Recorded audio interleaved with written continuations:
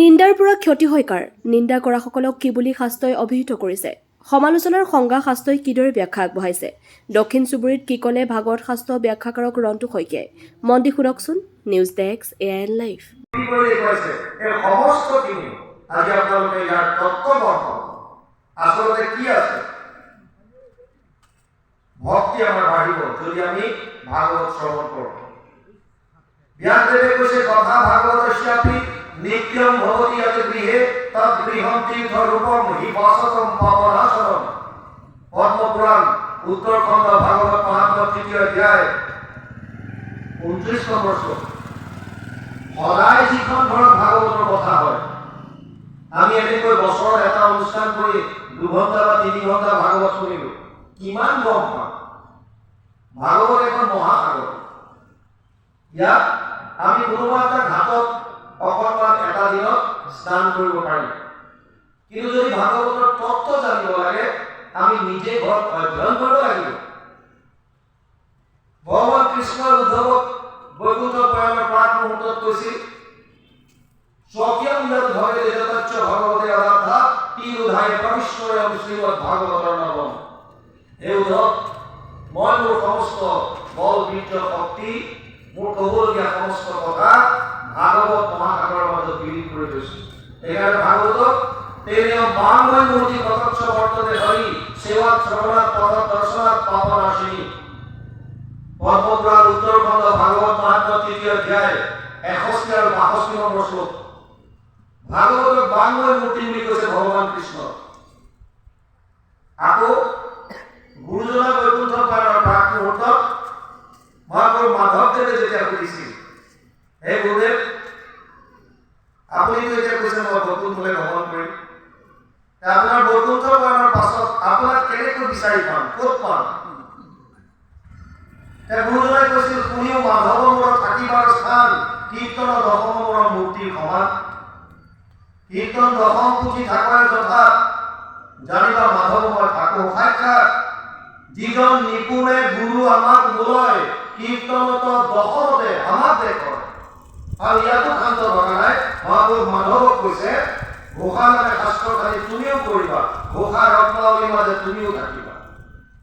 তাৰমানে ভাগৱত ভগৱান কৃষ্ণৰ বাংময় মূৰ্তি বাণী আকাৰ আছে, গুৰুজনৰ বাংময় মূৰ্তি কীৰ্তন দশম, মহাপুৰুষ মাধৱদেৱৰ বাংময় মূৰ্তি ঘোষা ৰত্নাৱলী।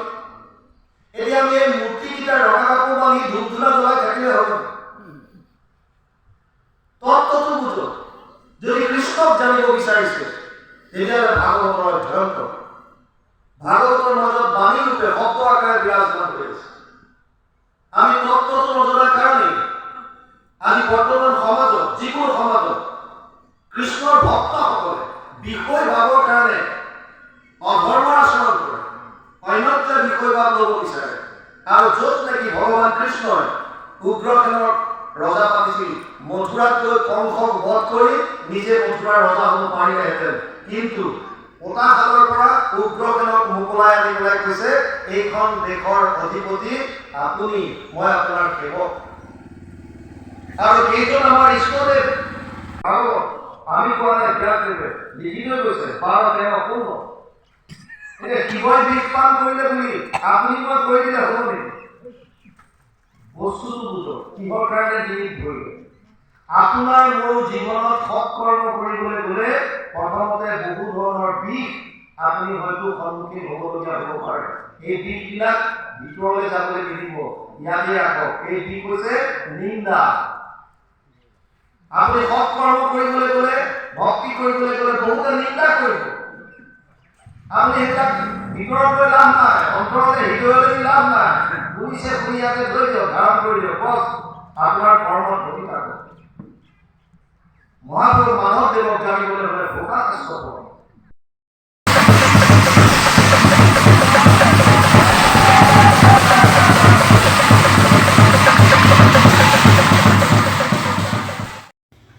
নাগাৰা নাম ধ্বংস হ'ব নেকি? কিয় সন্দেহ কৰিলে জনপ্ৰিয় পাঠক মহেশ ডেকাই। দৰঙত জন্ম হোৱা আধ্যাত্মিক দৰ্শনৰ নাগাৰা নাম দৰঙতে ধ্বংস কৰিব কোনে? মহিলা পাঠকলৈ আঙুলি টোৱালে কিয় মহেশ ডেকাই? ৰাইজক সজাগ হ'বলৈ কিয় জনালে আহ্বান? নাগাৰা নাম কেনে হ'ব লাগে? আধ্যাত্মিক বাৰ্তাবাহক মহেশ ডেকাৰ কি সুন্দৰ হৰিনাম চাওক। News desk AIN live. হয় মই চৰণে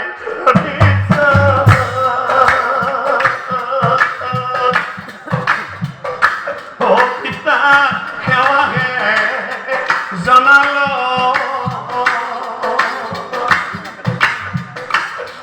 আয় আশীৰ্বাদ কৰিবা তুমি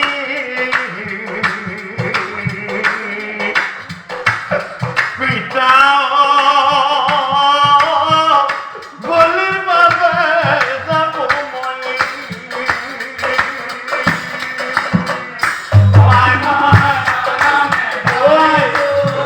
মই মৰি গ'লে কান্দি নাথাকিবা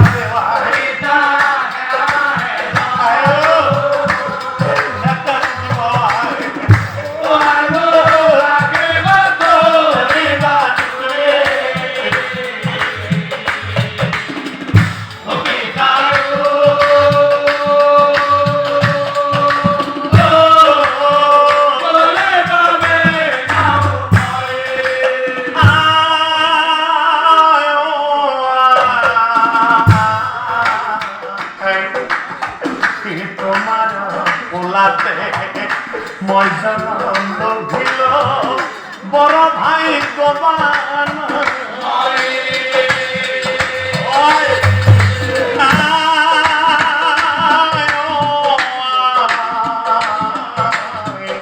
তোমার ওলাতে মই জনম লভিল বড় ভাই গবান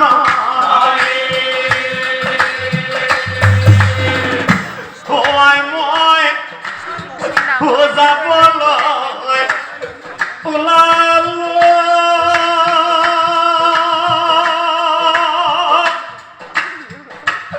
পিতা জনালো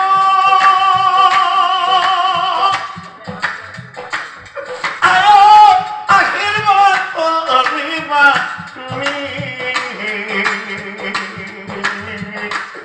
পিতা